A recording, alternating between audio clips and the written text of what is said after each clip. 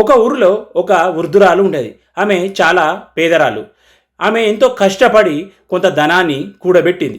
ఆ ధనంతో ఆమె ఎంతో మోజుపడి 2 బంగారు గాజులను చేయించుకొని తన చేతులకు పెట్టుకుంది.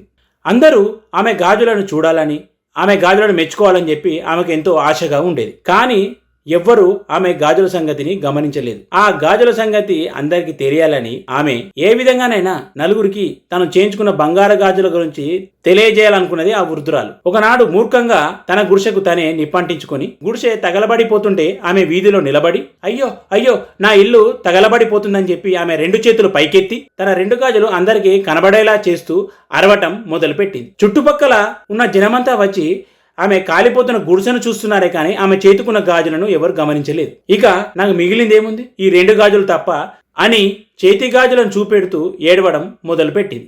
తన గాజులు అందరూ చూడాలనే తాపత్రయం తప్ప ఆమెకు తన గుడిసె కాలిపోయిందని చెప్పి ఏమాత్రం విచారం కూడా లేదు.